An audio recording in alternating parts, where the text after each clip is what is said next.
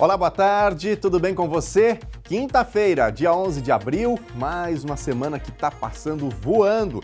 Dia de tempo instável aqui em Cachoeira do Sul. E nós vamos saber agora quais são as principais notícias do dia. Moradores da Rua Moron estão sem acesso a um imóvel desde a enxurrada que atingiu Cachoeira do Sul no ano passado. Eu preciso que a prefeitura arrume o meio-fio, bote o meio-fio rebaixado para a calçada, né? E arrume o paralelepípedo. Não tem o que fazer antes da prefeitura arrumar isso aqui. Encontro entre governo e reitores de 11 instituições de ensino superior do Rio Grande do Sul marca início do programa Professor do Amanhã. Em Novo Cabrais, as escolas municipais proibiram os alunos de usar celular durante a aula. A nova regra tem dividido opiniões. Nossa equipe foi lá conferir os impactos dessa mudança. Eu sou a favor, mas para pesquisa eu acho que a gente poderia pesquisar no nosso lado. Tu acha que ficar mexendo em Facebook, Instagram, isso daí não é legal? Não, na escola não. A preocupação é a forma que muitas vezes vem se utilizando essas novas tecnologias. Num tempo indiscriminado, sem controle. Na entrevista do dia, a gente fala sobre um projeto do Ministério Público do Rio Grande do Sul de capacitação dos profissionais que atuam na rede de apoio das mulheres vítimas de violência. Uma mulher vítima de feminicídio, nós sabemos que em algum ponto essa rede falhou. Ou a rede toda falhou, mas nós estamos falhando. Perder uma mulher por feminicídio é demonstrar que falhamos em algum ponto dessa rede. E você de casa, quer participar com a gente? O NT Sul faz aqui diariamente uma grande troca de informações. E a sua notícia é muito bem-vinda. O WhatsApp vai para a telinha, é o 51997697129.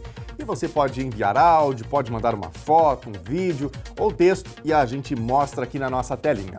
Nossas lives também estão no ar e você pode mandar a sua participação em facebook.com/TV Cachoeira e youtube.com/TV Cachoeira Novo Tempo.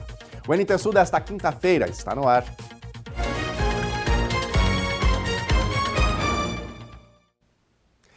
A descida da Rua Moron em direção ao Rio Jacuí foi um dos pontos mais prejudicados pela enxurrada que atingiu Cachoeira do Sul em 22 de dezembro do ano passado.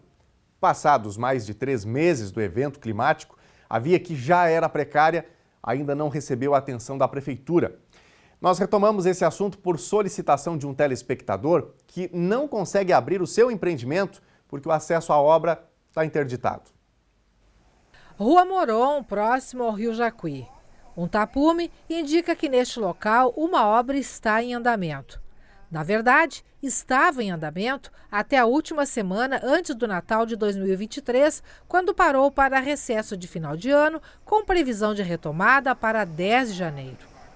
O casal Anderson e Valesca moram ao lado e são os responsáveis pela obra que vai abrigar uma loja.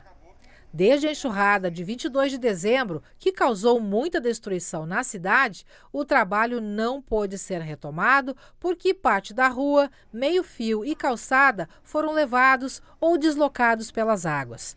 E a prefeitura ainda não fez o conserto da via. Com isso, o acesso à obra se tornou local de risco e também inacessível para estacionamento de veículos ou para descarregar material. A gente teve que parar a obra. A gente recorre ao poder público e um atira para o outro e ninguém resolve nada. E no fim isso aí está me atrasando de eu começar a voltar a minha obra e abrir a minha loja. E isso o que acontece? Eu preciso que a prefeitura arrume o meio-fio, bote o meio-fio rebaixado para a calçada, né? E arrume o paralelepípedo. Eu preciso disso deles. Eles fazendo isso aí, no outro dia eu retorno a minha obra aqui. Até inclusive eu propus para o nosso engenheiro aqui da obra de eu concretar esse buraco. Fazer ele de concreto e continuar com concreto usinado para mim dar continuidade à obra. O que o engenheiro falou? A gente não pode mexer no que é da prefeitura, não pode, porque isso aqui é uma via pública, e tem que ser colocado, a prefeitura colocar meio fio rebaixado para a gente daqui para cá dar continuidade na obra. Não tem o que fazer antes da prefeitura arrumar isso aqui. Ao percorrer a Rua Moron, se percebe que a via ainda não recebeu o mínimo de manutenção do poder público, apesar das constantes reclamações. Existem vários pontos com buracos e muitos paralelepípedos deslocados. Aqui no finalzinho da Rua Moron, próximo às margens do Rio Jacuí, a situação da pavimentação, que já era precária, ficou ainda pior depois da enxurrada de dezembro. E a população pede providências. A gente veio conferir de perto a situação. Aqui dá para notar que a equipe de calceteiros da Prefeitura iniciou um trabalho. Questionamos a secretária de Obras, Aline Machado, sobre essa situação. Quando as providências começarão a ser tomadas efetivamente para solucionar, porque situações como esta aqui, existem em todo o decorrer da rua. Segundo ela, esta situação deve mudar nos próximos dias e isso é prioridade, a determinação inclusive da prefeita Ângela Chu. Os calceteiros que aqui estavam foram removidos daqui para atender emergencialmente a situação lá da Rua Marechal Floriano, que fica no centro da cidade. Segundo ela, terminado o trabalho lá, eles retornarão para cá e vão continuar trabalhando a partir da margem do rio para a parte superior da via. A secretária prevê que em torno de 10, 12 dias deva ser o tempo necessário para que a equipe chegue até em frente à residência do Anderson para então solucionar efetivamente o caso que mencionamos lá no início da reportagem. Bom, nós vamos ficar então aí acompanhando o caso, né? Torcendo que a Prefeitura consiga fazer essa manutenção. Tem muitas necessidades aí pela cidade. Ontem nós trouxemos aqui a entrevista com a nova secretária de Obras de Cachoeira do Sul. Então tem aí essa promessa, né? Que entre 10 e 12 dias essa obra aí na Moron vai começar e a gente vai acompanhar. Gente, vamos falar agora um pouquinho sobre a balsa para travessia aqui do Rio Jacuí. A Estaleiro Naval Couto, do empresário Adroaldo Couto, luta contra o tempo para conseguir retomar a travessia no Rio Jacuí. A balsa precisou sair de Cachoeira do Sul para realizar a vistoria da Marinha, no município de Taquari. Como o tráfego de veículos acima de 18 toneladas está proibido na Ponte do Fandango, sem a embarcação, os veículos precisam usar rotas alternativas para chegar ou então para sair da cidade. Por telefone, Adroaldo Couto salientou que precisou alterar parte da documentação da balsa e isso deve levar alguns dias. Após liberada, a balsa leva de 2 a 3 dias para vir de Taquari. Vale lembrar que essa vistoria é feita em terra, ou seja, a embarcação precisa sair da água para avaliação estrutural. E olha, agora tem boa notícia para quem está procurando uma oportunidade de estágio. A Câmara de Vereadores de Cachoeira do Sul abriu ontem as inscrições para o processo seletivo que vai contratar estagiários de ensino superior e também de ensino médio. Por enquanto, todas as vagas são para cadastro reserva, ou seja, os candidatos aprovados ficam em uma fila de espera e assumem o cargo conforme as vagas forem sendo disponibilizadas. O edital completo pode ser acessado no site da Câmara de Vereadores e os interessados têm até o dia 19 de abril para realizar a inscrição. Nós vamos agora aqui para a tela para conferir mais informações sobre essas vagas, né, sobre os estágios aí na Câmara de Vereadores de Cachoeira do Sul. Então, destacando, vagas para estudantes do ensino superior. Então, quais os cursos, né, estudantes de quais cursos podem se inscrever para esses estágios aqui da Câmara? Curso de Direito, Jornalismo, Publicidade e Propaganda, Produção em Mídia Audiovisual, Relações Públicas, Sistemas de Informação e também Ciências da Computação. Vamos agora então aqui para a nossa próxima tela, que trata da carga horária, né? Quem posteriormente, né, depois de aprovado aí, né, considerando que é cadastro reserva, né, se a Câmara chamar, como é que vai funcionar aí o trabalho? 30 horas semanais, tanto para o ensino superior quanto para as vagas de ensino médio.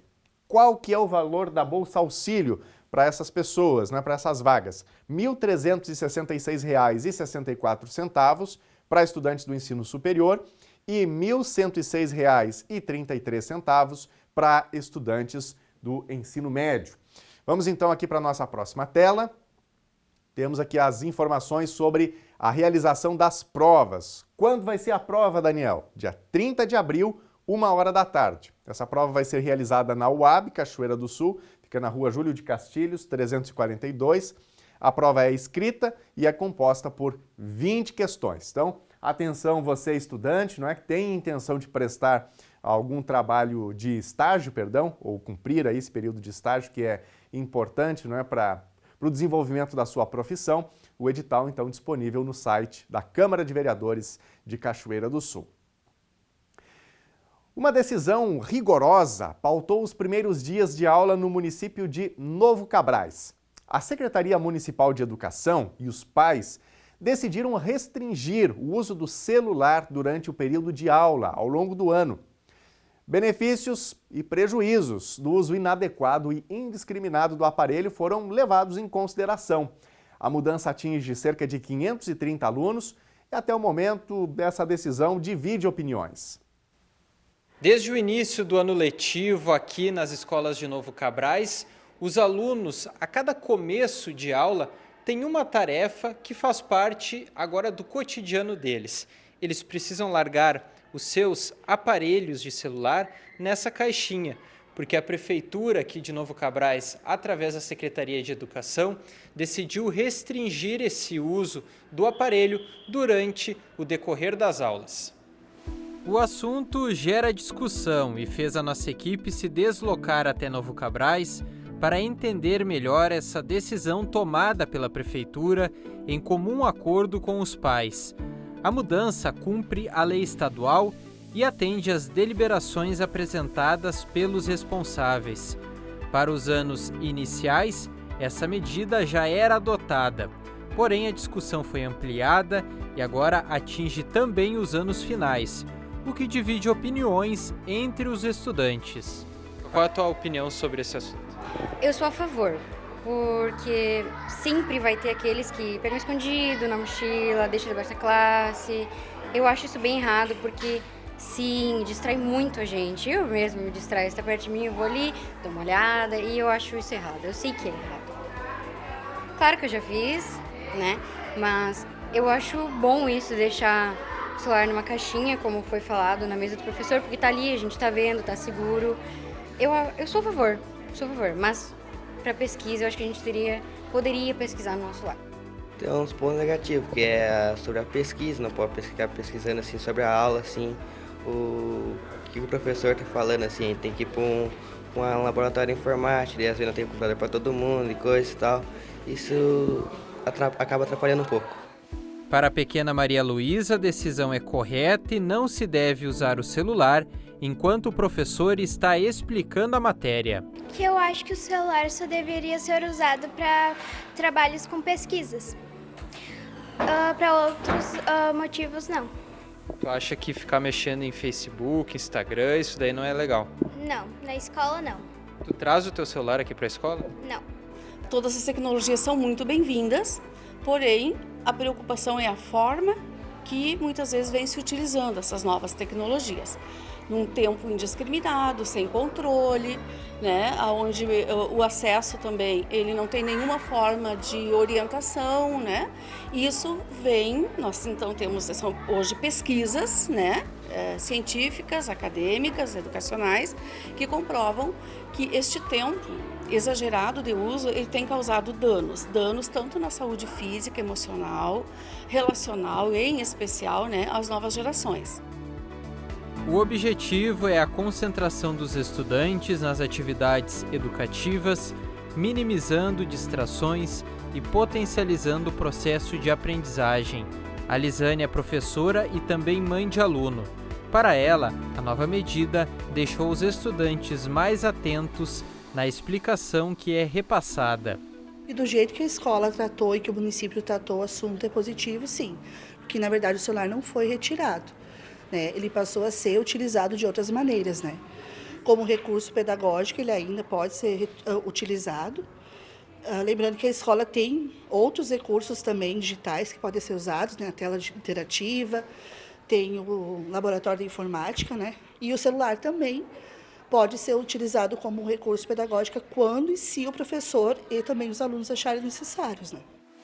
Ao todo, são 530 alunos em Novo Cabrais, divididos em 4 escolas, 3 de ensino fundamental e uma de educação infantil. O celular ganhou importância durante a pandemia e no retorno presencial, os professores e a direção da escola enfrentaram esse problema de atrair a atenção da turma com o aparelho ao lado. Foi a partir desses episódios que a discussão tomou corpo. Então a gente conversou, fez uma reunião com os pais, conversamos e ficou decidido então a questão de que os anos iniciais não poderia trazer o celular para a escola e que os anos finais poderia trazer para uso de pesquisa, né? Só que mesmo depois dessa conversa, a gente ainda continuava enfrentando esse problema, né? Então foi feita uma nova reunião onde se proibiu e nós resolvemos então confeccionar essas caixinhas para a sala de aula. Desde que a gente começou, isso faz um mês e pouco, os professores já nos relataram assim que diminuiu bastante a questão deles usarem o celular, porque ele está lá na frente, eles não têm acesso, né? Porque era bem difícil da questão de que o professor estava explicando o conteúdo na sala de aula e eles estavam com fone de ouvido, né? Eles colocavam o capuz para a gente não perceber. Então, essa questão para escutar música, para quando chegava uma mensagem eles iam visualizar, e aí a gente sabe que eu visualizo, mostro para ti, e daí já dá aquele transtorno todo na sala. E aí a questão da concentração também deles na hora do aprendizado ali, que não estava legal. Você acredita que o teu rendimento dentro da sala de aula ele melhorou? Melhorou um pouco, porque eu não fico mexendo no Instagram, no WhatsApp, coisa assim. Isso melhorou. E você era um que ficava, às vezes, no celular, assim, olhando rede social e não prestava atenção? Sim. Isso eu ficava mexendo no Instagram, assim. E tu acha que tu melhorou o teu rendimento dentro da sala de aula retirando o celular ali de perto? Com certeza, eu não tenho mais com o que me preocupar, tipo, com o meu celular. Alguém mandou mensagem, não, tá lá, eu não tenho como pegar. Então, eu me concentro mais nos livros, no que eu estou estudando, eu presto mais atenção, eu entendo o conteúdo realmente. Essa é a ideia, prestar atenção, né? Realmente o celular é uma ferramenta fenomenal, faz muito bem em vários sentidos, né? Pode favorecer aí a pesquisa, mas na hora ali da explanação da aula, me imagino que a vida dos professores não estava sendo fácil, né? E por isso a gente quer ampliar aqui um pouquinho essa discussão. Você que está nos acompanhando, você que mora aqui em Cachoeira do Sul, que tem seu filho aí em idade escolar, conversando com ele, o que você acha? É uma boa deixar o telefonezinho ali na mesa do professor, enquanto a aula está acontecendo? Você que é professor que está nos acompanhando, como é que está sendo a sua realidade aí nessa discussão, né? Muitas cidades brasileiras partiram por essa linha que a gente mostrou aí de Novo Cabrais, né? De proibir o celular em sala de aula, como a gente viu em Cabrais, alunos menores, né, de menor idade, realmente não podem nem levar para a escola, e outros deixam ali na mesa do professor durante o período de aula. Então, queremos ouvir você. Você acha que é uma boa decisão? É o caminho nesse momento para que a gente lide bem com o celular? Ou não é o caminho? Tem alguma outra solução? Manda pra gente, queremos ouvir aí a nossa comunidade. 51997697129 é o número do WhatsApp para você enviar aí a sua opinião. Se quiser mandar um áudio, manda áudio pra gente, tá? Ou um vídeo. E nas nossas lives também é só escrever facebook.com/TV Cachoeira ou em nosso canal do YouTube, estamos ao vivo por lá também, youtube.com/TV Cachoeira Novo Tempo. Bom, a gente segue falando aqui sobre educação, sobre formação. Reitores de 11 instituições de ensino superior participaram de um encontro no Centro Administrativo do Rio Grande do Sul para dar início ao programa Professor do Amanhã. O projeto prevê a formação de 1.000 novos docentes em diferentes regiões do estado, com um investimento superior a 57 milhões de reais. Um estudo de 2023 do Serviço Social da Indústria estimou que o Estado terá déficit de 10.000 professores na educação básica em 2040. Esse apagão já é sentido nos ambientes de ensino. O projeto Professor do Amanhã busca formar 1.000 docentes nas áreas de letras, matemática, biologia, história e geografia. 11 instituições comunitárias de educação superior, como PUC, Univates e Unisc, fazem parte da formação. Para incentivar a permanência, os estudantes recebem uma bolsa mensal de R$ 800 e o mesmo valor é encaminhado para a instituição, como forma de custear a vaga. Nós temos trabalhado como dinâmica de governo, trabalhar em diferentes frentes. Esta é uma das frentes, a formação de professores qualificados para as demandas do mundo atual. E dentre outras questões que também são relevantes, estão sendo trabalhadas por diferentes pastas, diferentes setores. Então hoje é o marco zero deste programa, é este encontro oficial entre o governo e os reitores das universidades que concorreram a este edital. A gente paga a universidade pela vaga e a gente dá ainda R$800 por mês para o estudante. Isso significa adesão de pessoas que não teriam a oportunidade de fazer esses cursos. Formamos professores que precisamos na nossa rede e ainda ajudamos as universidades a terem uma nova fonte de receita para sustentarem as suas atividades. As aulas já começaram. Na Unisc, Universidade de Santa Cruz do Sul, as 100 vagas nos 5 cursos de licenciatura foram preenchidas. A procura surpreendeu. A partir de 17 de janeiro foi a captação.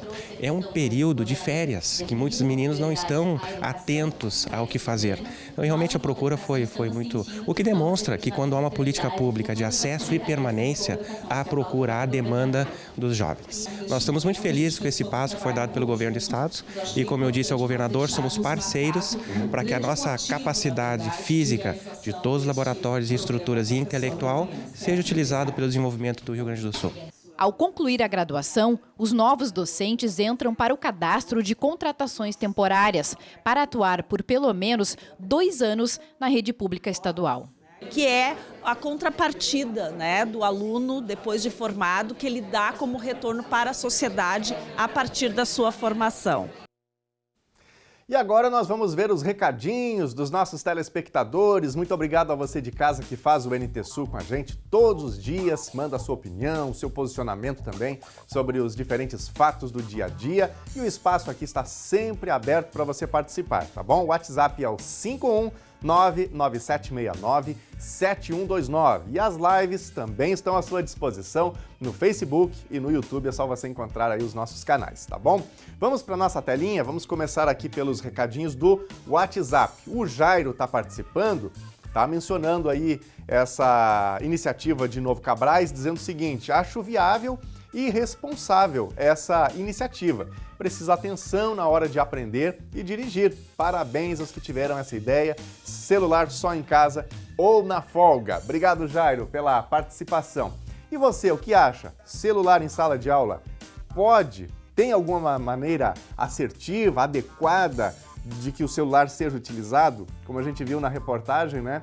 A professora ali mencionando que muitos estudantes iam com o celular ali para a sala de aula, daí colocava o fonezinho por baixo do capuz e a professora estava lá, dando aula, né? Ou o professor. E o aluno longe, né? Com a cabeça completamente distanciada ali daquilo que estava sendo apresentado. Então, realmente, não é tarefa fácil, né? Implementar algo que o uso seja adequado. Então, vem aí a opinião do Jairo sobre isso. Temos mais? Mara Machado está participando. Está dizendo aqui, parabéns, tenho batido nesta mesma tecla na escola dos meus filhos. Está na hora dessa mudança. Antes não tinha telefone e estudávamos em biblioteca e os alunos tinham mais contato direto com professores em sala de aula. Obrigado, Mara, também pela companhia. Obrigado aí pelo teu relato, né, falando sobre isso. É claro que a tecnologia pode vir para ajudar, mas nem sempre, né? Nem sempre. Então, realmente é preciso lidar aí com essas situações. Quem mais? Mais recadinhos aqui. A Helenita está participando, falando também dessa reportagem que abriu o NT Sul sobre a Rua Moron. Lado esquerdo de onde estava a Lena, na Rua Moron, está perigoso o tráfego, porque existe um desabamento na lateral do bueiro e sem nenhuma sinalização. Obrigado, Helenita, também aí pelo teu recado, por esse alerta, né? Bom, a gente tem a promessa de que as obras na Rua Moron vão começar mais alguns dias e as obras vão iniciar aí em toda a extensão da rua. Nós vamos acompanhar, né, para que realmente aí quem trafega por esse local possa trafegar com maior segurança e também esse caso que a gente trouxe na reportagem, né, um empreendimento que poderia abrir, né, uma loja que poderia abrir ali naquele local e não pode porque a frente está completamente danificada, então as obras não podem prosseguir, né? Quem mais? O Cláudio está participando com a gente, seu Cláudio sempre ativo, mandando vídeo pra gente. Diz aí, seu Cláudio. Daniel, bom dia para todo mundo da NT Sul. Não é só no pátio que está aparecendo mosquito, hein? Eles estão se escondendo dentro de casa. ficar de olho neles. Abraço, Daniel. Tchau, tchau. Muito bom, obrigado, seu Cláudio, dona Marli, um abraço para vocês, obrigado pela companhia com a gente aqui no NT Sul.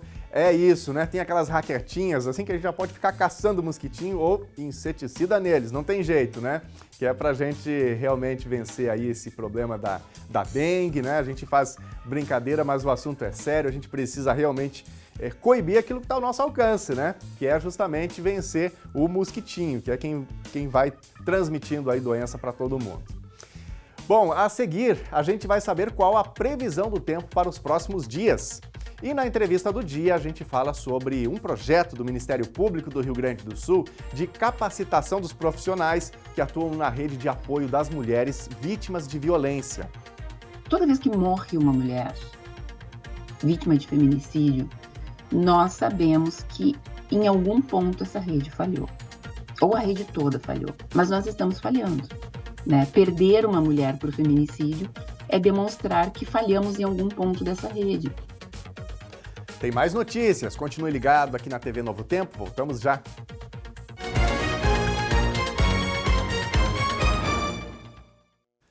O NT Sul já está de volta ao vivo, 12h32 agora, hora de Brasília. Obrigado pela sua companhia com a gente aqui na telinha da TV Novo Tempo. Hora de almoço, hora de informação. E a gente fala agora um pouquinho justamente sobre o tempo. Dia amanheceu hoje em Cachoeira do Sul encoberto. É aquele dia que a gente fica na dúvida, né? Será que chove? Será que não chove? Teve uma garoa, uma chuvinha fina em alguns momentos pela manhã. Momentos pelo menos em que não estava chovendo ou garoando. Mas o tempo está assim, né? Está encoberto, uma presença de nuvens bastante densas, né? Tem até uma expectativa de que o sol apareça agora do meio-dia para a tarde, mas parece ser bem difícil, né? Considerando o que a gente está vendo aí nas imagens da nossa câmera ao vivo no centro aqui de Cachoeira do Sul. Pois bem, áreas de instabilidade sobre o Rio Grande do Sul trazem chuva e garoa durante o dia para a grande maioria das cidades gaúchas. A temperatura caiu bastante nas últimas horas e deve continuar assim, ao menos até sábado. Confira agora a previsão completa. Quinta-feira, em Cachoeira do Sul, o dia amanheceu encoberto, já teve garoa de manhã, o sol pode aparecer à tarde, mas sempre com uma formação considerável de nuvens e possibilidade de chuva. Temperatura mínima 19 graus e máxima 22. Sexta-feira tem a previsão de uma chuva mais intensa e deve predominar ao longo de todo o dia. Temperatura mínima 18 graus e máxima 22. Sábado também a chuva deve predominar, mínima 19 graus e máxima 22. Veja agora a previsão do tempo para todo o Rio Grande do Sul. Muitas nuvens cobrem o estado gaúcho nesta quinta-feira, com o predomínio de céu nublado a encoberto. Áreas de instabilidade sobre o estado trazem chuva e garoa durante o dia para a grande maioria das cidades gaúchas, especialmente do centro e da metade norte. Mais a oeste, na campanha e no sul, embora o dia com nuvens, a instabilidade fica mais isolada e em diversos pontos nem chove. A presença de ar mais ameno, a abundante nebulosidade e chuva em vários locais impedem uma maior subida nas marcas nos termômetros e o dia tem temperatura amena em quase todo o estado. Vamos ver agora as temperaturas máximas. Na capital gaúcha, Porto Alegre, máxima de 22 graus.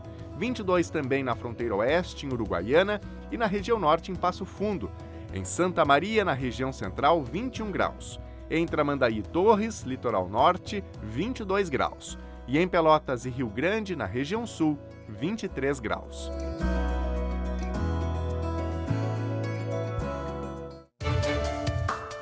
Em Cachoeira do Sul, o programa Avançar Cidades está em andamento na sua segunda fase, nos trechos 1 e 2 da Rua José Pereira da Silva.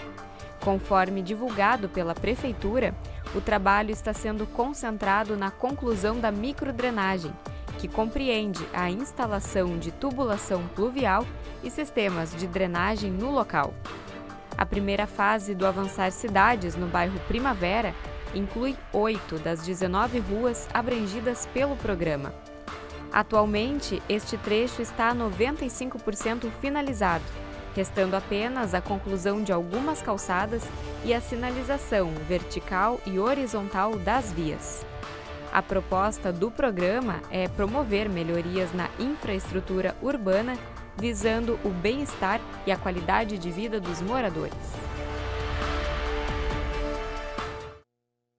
E você de casa, o que tem a nos dizer sobre os diferentes fatos do nosso dia a dia? Conta pra gente aí no WhatsApp 51997697129. Vamos pra telinha, tem mais recadinhos chegando aqui da audiência. O Wagner Correia Oliveira. Temos que reconhecer que somos falhos e que é muito difícil ficar sem visualizar o celular constantemente. O melhor, portanto, é ficar afastado dele durante um período. Mais ainda quando somos jovens e estudantes. É isso, Wagner. Obrigado aí pela sua opinião também, não é? Gerada a partir da reportagem sobre o caso aí de Novo Cabrais, né? Essa proibição de que os alunos fiquem com o celular durante a aula. Então o celular fica ali, na mesa do professor, né? Passada a explanação da aula, os alunos têm a opção de voltarem aí para as redes, né? Para ficar por dentro de tudo que está acontecendo. Quem mais? Edna Nunes, participando aqui também. Apoio a restrição do celular em sala de aula.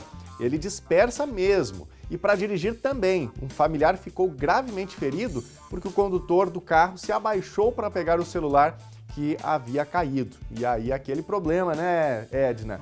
No trânsito, um segundinho já pode ser ali sinônimo de um problemão, né? Então a gente realmente precisa ter bastante atenção no uso do nosso celular. Quem mais? Leandro Pontes também está com a gente. Acho esta ideia de proibir celular nas salas de aula muito louvável, não só nas escolas, mas também em empresas e repartições públicas. Obrigado, Leandro, pela tua participação. Tem isso, né? Às vezes você vai conversar com a pessoa e aí tá ali, né? A criatura mexendo no telefone. Então não adianta, né? Uma conversa para fluir, a gente precisa deixar o telefone de lado, prestar atenção em quem está falando. E tem gente que diz assim, não, mas eu consigo fazer duas coisas ao mesmo tempo. É bem difícil, não é verdade? Se a pessoa está olhando o telefone, ela está prestando atenção naquela conversa do telefone e não em quem está falando, né? Então, realmente, a gente precisa refletir sobre isso. Quem mais? Sérgio Hernandes. Concordo plenamente com as normas da Secretaria de Novo Cabrais, com referência ao uso do celular no horário de aula. Obrigado, Sérgio, pela participação também com a gente aqui no NT Sul. Mais um recadinho aqui, o Tiago Nunes. Acho fundamental a retirada do celular dos alunos durante o horário de aula. No nosso tempo, não tinha celular e utilizávamos outros meios para pesquisar. Obrigado, Tiago, também aí pela tua opinião, né, pela participação com a gente aqui no Telejornal. Bom, daqui a pouquinho tem mais recados. Você de casa pode seguir interagindo, trazendo aí a sua opinião, contando também a sua informação e até mesmo sugerindo reportagens. Tem um tema que você gostaria de ver aqui na telinha da TV Novo Tempo? Manda aí no nosso WhatsApp a tua sugestão. Pode escrever também pra gente nas lives, no Facebook e no YouTube. Nossa produção está de olho, né, para passar para nossa reportagem e para trazer para nossa comunidade sugestões que a audiência mesmo faz. Gente, subiu para 67 o número de óbitos por dengue no Rio Grande do Sul somente nesse ano. O número divulgado pelo Centro Estadual de Vigilância em Saúde ultrapassa o total de óbitos do ano passado e supera as 66 mortes registradas em 2022. São mais de 56 mil casos confirmados no estado. Santa Rosa, na região norte, é o município mais infestado, com 7.463 casos. A Secretaria Estadual da Saúde reforça a importância de que a população procure atendimento médico nos serviços de saúde logo nos primeiros sintomas. Dessa forma, evita-se o agravamento da doença e a possível evolução para óbito. O carrapato é um dos maiores problemas sanitários do Rio Grande do Sul. Um teste oferecido gratuitamente pelo Estado pode ajudar os pecuaristas no combate do carrapato nos rebanhos. Veja na reportagem como é feita a coleta de material e onde solicitar apoio. O carrapato é uma das principais causas de perdas do rebanho bovino gaúcho e a infestação ocorre em praticamente todas as regiões do Rio Grande do Sul. É a maior causa de perdas do rebanho gaúcho, o rebanho bovino gaúcho, tanto na questão de mortalidade pela tristeza parasitária bovina, né, que é transmitida pelo carrapato, como pela perda da produção, né, pela baixa produtividade consequente, né, a doença, a febre, a anemia e tudo mais, que baixa a produção de leite, produção de carne e tudo mais. Também tem a questão da perda da qualidade do couro, a quantidade de bicheira, isso é um problemaço, né? Porque sempre que tem uma infestação alta de carrapato tem muita bicheira, então tu tem um problema sério, né, de infecção secundária e tudo mais. E a própria tristeza parasitária bovina é a maior causa de morte, né, de doenças infecciosas no estado do Rio Grande do Sul. Então é um problema em todo o estado. A gente tem essa questão da gente estar justamente na fase da safra do carrapato, seria a época que tem mais carrapato dentro são 3 gerações bem clássicas, né, na primavera, no verão e no outono. Então, se cada fêmea bota de 2 a 3 mil ovos, né, uma progressão geométrica, tu imagina quantos milhões da fase livre, que a gente chama que é a fase de ovo e larva que fica no pasto, né, uma infestação muito maior, né. O que a gente vê nos animais é só uma fotografia do problema ambiental que a gente tem da infestação. A principal ferramenta de combate ao carrapato é o biocarrapaticidograma, que nada mais é do que um teste de resistência dos carrapatos aos principais grupos químicos de carrapaticidas disponíveis. E é exatamente nesta época que a coleta de amostras para análise laboratorial deve ser feita. Como é que ocorre a coleta, né, dos carrapatos? O ideal é sempre fazer pela primeira hora da manhã, porque a chance da gente coletar essas fêmeas de carrapato que estão na fase ideal para o exame, para o biocarrapaticidograma, são maiores. A gente precisa coletar em torno de mais de 100 fêmeas desse tamanho, né, que são as teleógenas. Aqui a gente fez uma coleta demonstrativa agora, né, já está um horário mais avançado da manhã. A gente coleta numa garrafinha, né, dessas de água, vai fazer os furinhos agora aqui em cima e a gente encaminha esses animais para o PVDF. Na propriedade aqui, hoje a gente fez só de um animal para mostrar, né? Mas o ideal é trazer todo o rebanho e coletar de todos os animais um pouquinho de cada um, sempre na primeira hora da manhã, que aí a gente vai ter mais de 100 fêmeas, né, teleógenas. E após feita a coleta de 100 a 200 carrapatos e armazenados corretamente, a amostra deve ser enviada o quanto antes ao Instituto de Pesquisas Veterinárias Desidério Finamor para análise. Os carrapatos, quando chegam aqui no laboratório, então a gente separa eles e, de acordo com o histórico que a gente tem da propriedade, a gente vai testar os carrapatos, como vocês viram aqui, os diferentes produtos carrapaticidas que têm interesse de ser usado na propriedade ou que já foram usados na propriedade. E depois, ao final de 6 semanas, a gente consegue produzir um laudo, né, que vai para o colega da Emater ou vai para o produtor posteriormente, que tem uma indicação dos produtos que tenham melhor eficácia para fazer o controle do carrapato e dos produtos que apresentam já resistência e que a gente isso acaba sendo uma ferramenta para delinear um controle mais sustentável para o carrapato bovino. Este teste, essas análises são todas gratuitas para o produtor, né? Exatamente. Essas são análises gratuitas, é um serviço que o Estado oferece no intuito de o produtor ter mais uma ferramenta para fazer o controle do carrapato, para aumentar os parâmetros produtivos e para combater o problema da resistência, que é cada vez mais crescente no nosso estado. E o assentado Jorge Flor, que adquiriu os animais há pouco tempo, reforça a importância do cuidado com o rebanho. Então, esse trabalho de recolher o carrapato, muito importante, porque daí você vai saber exatamente o produto que você vai usar para esse controle. Para a realização dos exames, os pecuaristas devem consultar a Emater de cada município, as inspetorias veterinárias ou ainda enviar os carrapatos pelo sistema de entregas das rodoviárias do estado. Toda rodoviária do interior tem um sistema de entrega para a rodoviária de Porto Alegre. Ele pode enviar essa encomenda para a rodoviária de Porto Alegre, endereçada aqui ao Instituto, ao IPVDF, e avisar aqui o Instituto para fazer a colheita. Essas colheitas são feitas às terças e quintas na rodoviária de Porto Alegre, pela manhã, e isso facilita bastante, né, o transporte de qualquer cidade do interior aqui para o Instituto. E os técnicos da Emater reforçam os cuidados necessários para combater o carrapato. É uma oportunidade para o produtor fazer o controle de uma forma eficiente. É bastante comum, a gente observa o uso de vários princípios ativos, né, no mesmo ciclo, né, no mesmo período, porque os produtores já não sabem mais qual produto é eficiente. Tem a questão dos gastos também, tem produtos hoje no mercado que são bem caros. E fazendo esse trabalho do carrapato, fazendo o teste do biocarrapaticidograma, o produtor pode saber qual é o produto que é mais eficiente na propriedade e às vezes ele pode estar usando um produto bem acessível, né, e fazendo controle. Daqui é uma parte do manejo, né?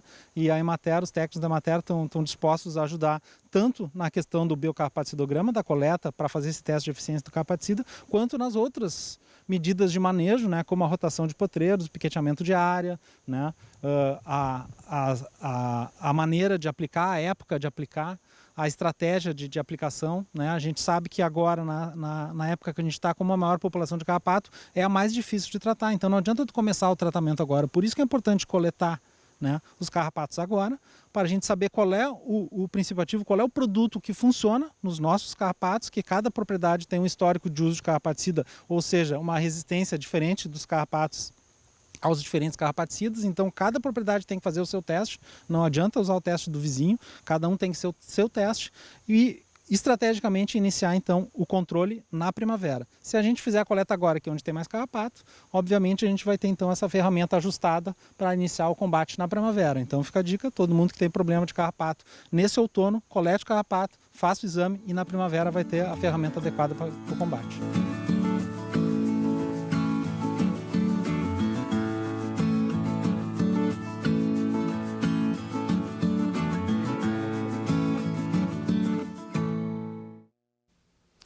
E a gente fala agora de um grande problema existente na nossa sociedade, que é a violência contra a mulher.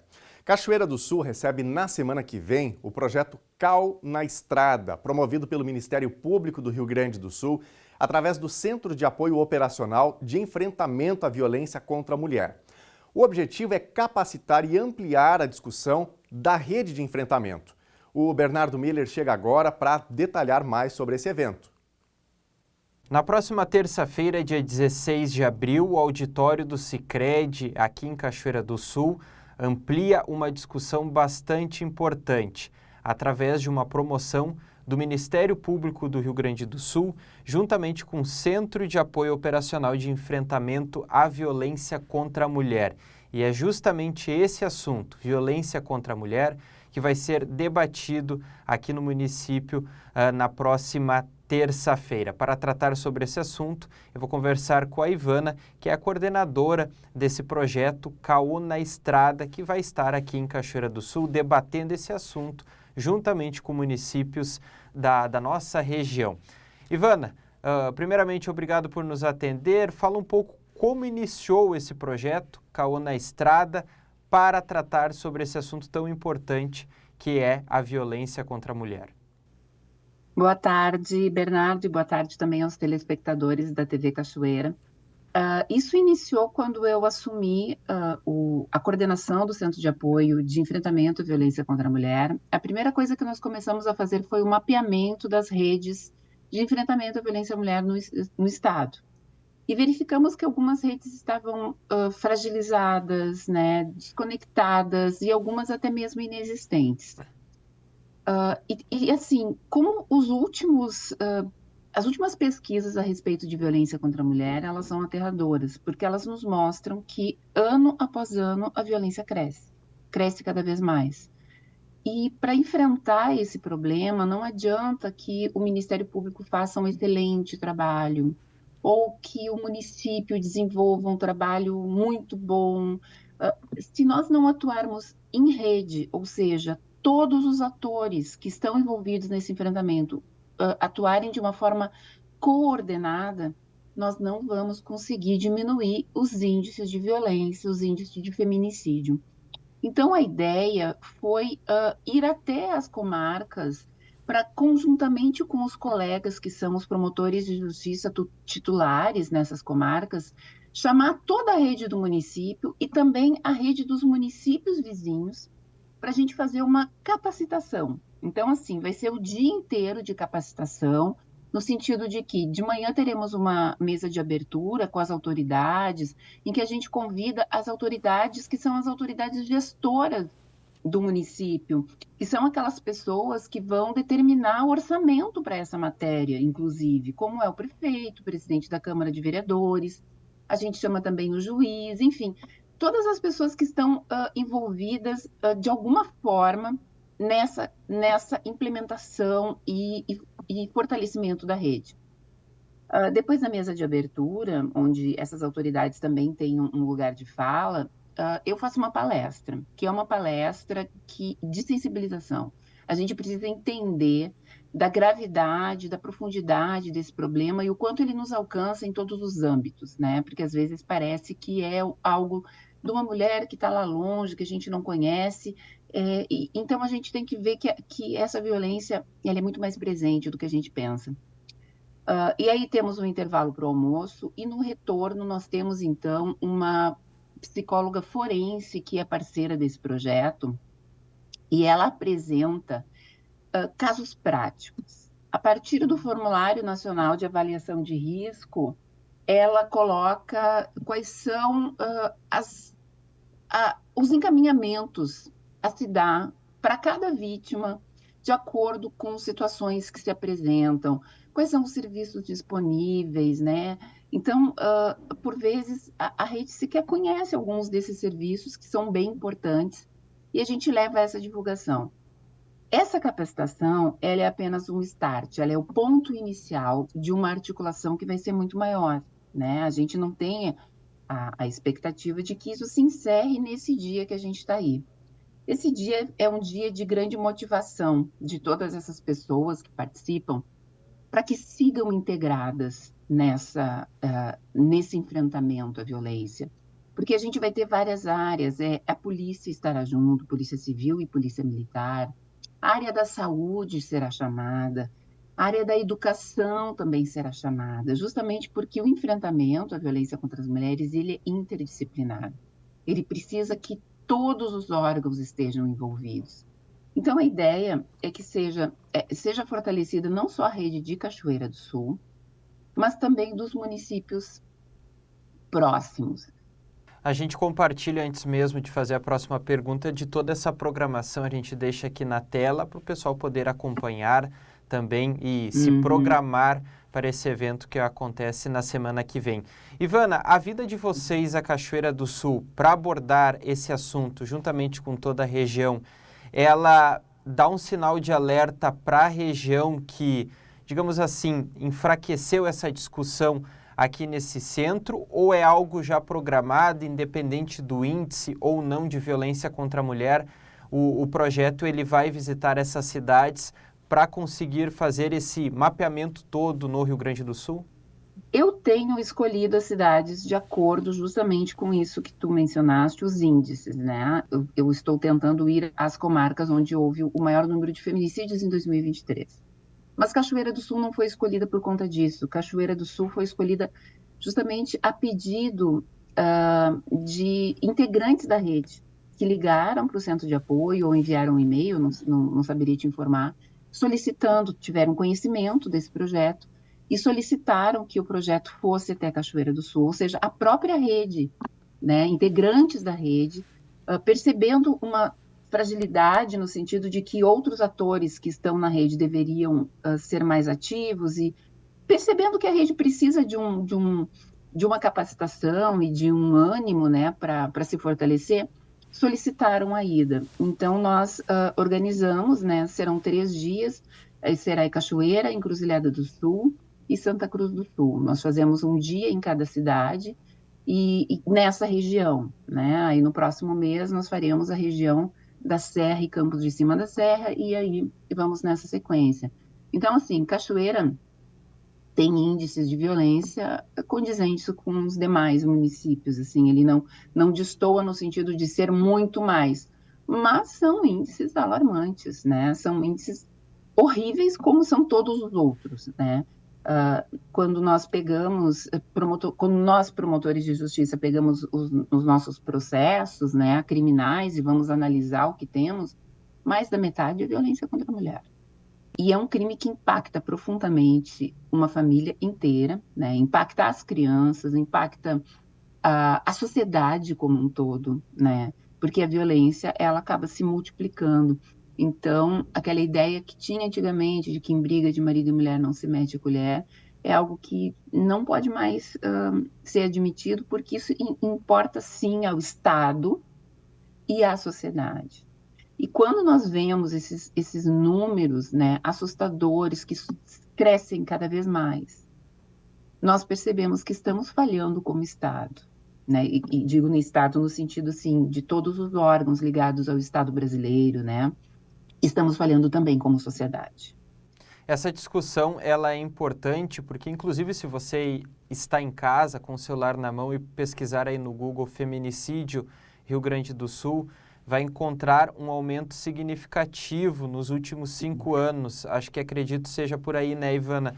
O feminicídio no Rio Grande do Sul, a cada 3, 4 dias ocorre um caso aqui no Rio Grande do Sul, se tratando mais no ano de 2023. Então, obviamente, o 2024 serve para fortalecer muito mais essa discussão. Inclusive, eu quero ressaltar, você comentou, vai ter participação da Brigada Militar, Polícia Civil, que são as frentes inteiramente ligadas e que fazem parte dessa questão da violência contra a mulher. Então, uma discussão que pega quem atua de fato presencialmente e se depara com esses casos.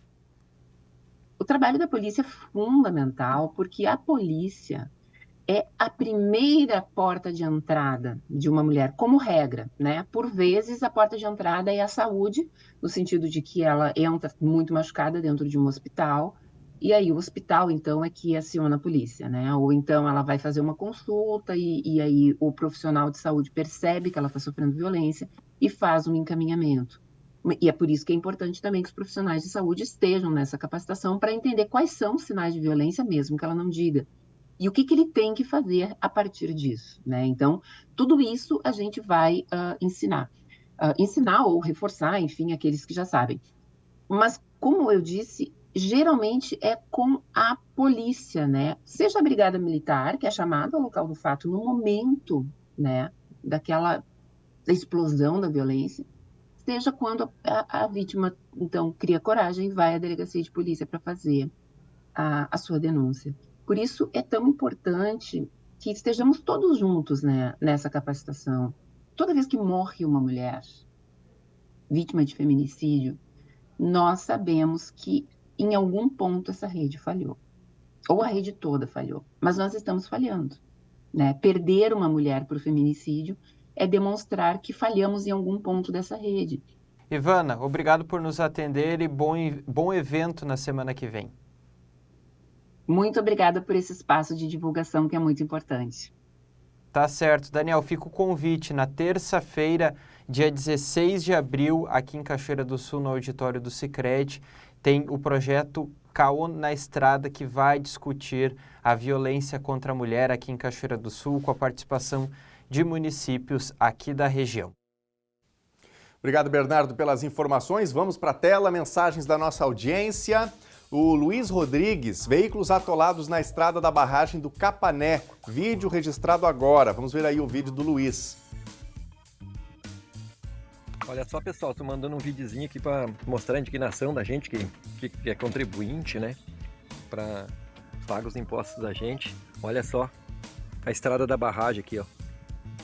Crianças indo a pé, carreta atolada, caminhão atolado. Eu também tô esperando. E para trás também, pessoal, não desci aqui por causa do barro, ó. Olha lá para trás também, ó. Que loucura, né? Isso é só para mostrar a indignação do contribuinte. Isso que nem tivemos ainda uma chuva forte, né? Tivemos aí essa garoa, tem previsão de chuva para os próximos dias, então a prefeitura precisa acelerar o passo para fazer uma manutenção melhor nessa região da barragem do Capané, em Cachoeira do Sul, porque o local está ficando arriscado, né? O Everton Marques está participando com a gente. Sou a favor de não usar celular na sala de aula, porque tira a atenção dos alunos, diz aqui o Everton. Vamos adiante, tem mais recados. Paula da Rosa acha uma ótima ideia essas caixinhas na mesa do professor.